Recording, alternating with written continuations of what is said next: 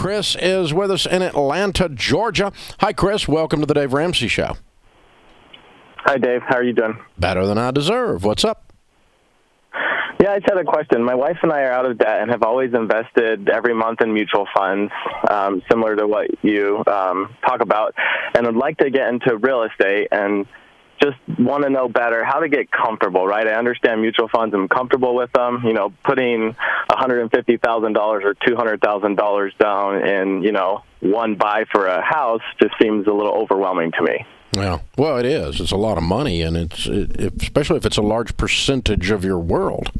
If it's a high percentage of your net worth going into that is nerve-wracking, which makes you, it makes you just slow down and be very, very wise about it.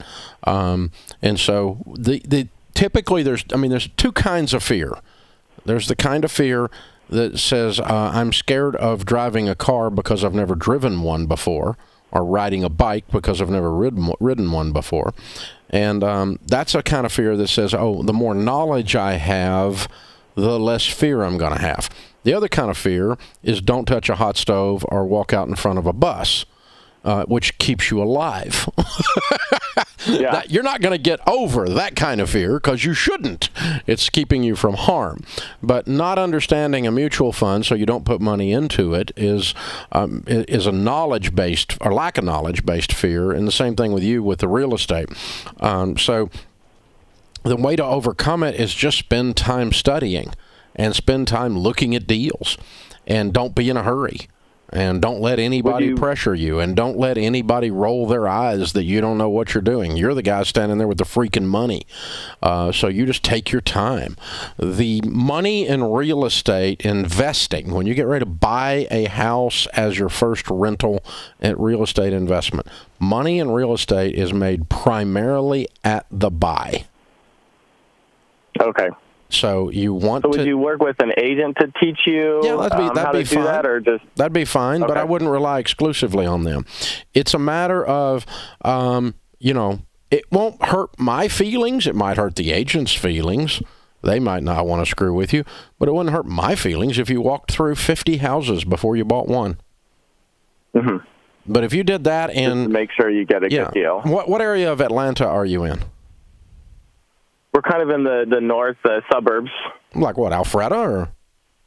Yeah, kind of the Alpharetta, Roswell area. Yeah, okay. All right, cool. So, if you looked at 50 houses over the next 3 years, that's an exaggeration. But versus what you know today, if you looked at the numbers, looked at the comparable sales, looked at the price per square foot, looked at what they're renting for, look at what types of rentals people are looking for, 1 bedroom, 2 bedroom, 3 bedroom, 5 bedroom in your area, you look at all these different things, then you, in a sense, are making a non-purchase decision on a whole bunch of properties, but you get very, very familiar with the numbers. And they just start to leak out of your eyes and your ears at that point. Versus right now, part of the fear comes, you just don't know the numbers. But if you can walk up to a house and go, houses in this area going for $235 a foot, this idiot's asking $400, I'm wasting my time. But you looked at 40 of them, and you know that. You don't even have to look it up on the computer. You don't have to have the pull comps. You don't have to do anything because you've internalized the information by doing due diligence. And so what you've got to do is look at a bunch of different things. Now, I'm saying 50 and I'm saying 2 years. It doesn't take that many, but I'm saying all of that to make my point that the more knowledge you have of that house over there, I've looked at 6 just like it. They all rented for $1,200, and the only way this deal works is if it rents for $1,400, so this deal doesn't work.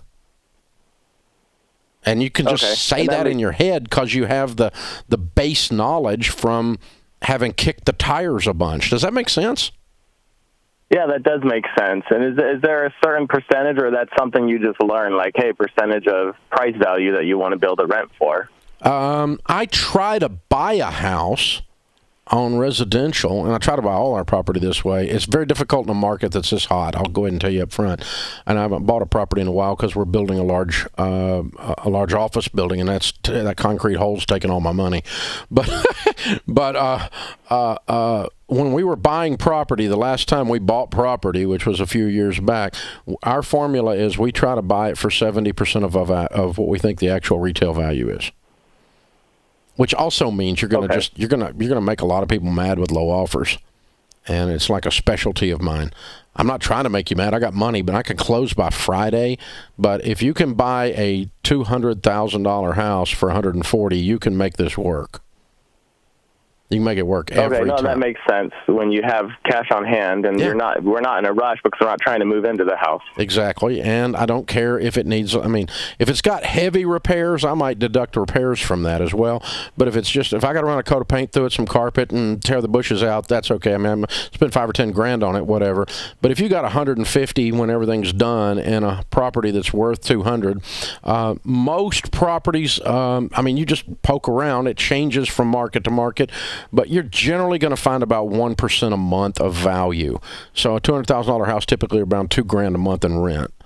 And that's a rough and dirty, and that will change from market to market. So you need to learn that for your market. Sometimes they'll run at a factor higher than that. But if you pay cash for $150 for something, and you can roll $24,000 off in top line minus expenses to get to your net profit on that property in cash on cash returns in a year, you will make good money. You'd be at an 8 to a 10% rate of return on your money before we got to appreciation, which also adds to your the fact that $150,000 house is now worth $200. You've already made $50 before we started. And so the appreciation starts to kick into your overall rate of return. But I look at a cash-on-cash rate of return after monthly expenses, after annual expenses. I want to be in that 8 to 10 range, and that under 80% of value, 70% is what I aim for on a residential property. A single family will typically get me there. Is that logical?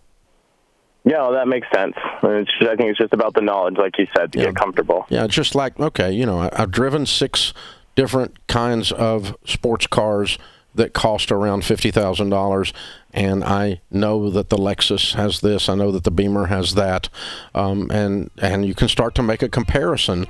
But until you went and got in them and drove them, and looked at the horsepower and the chassis, the suspensions, the technology available on them, until you've done some shopping, you don't know if you're getting a good deal on the one you're looking at. And comparison and knowledge of the marketplace is what gives you that.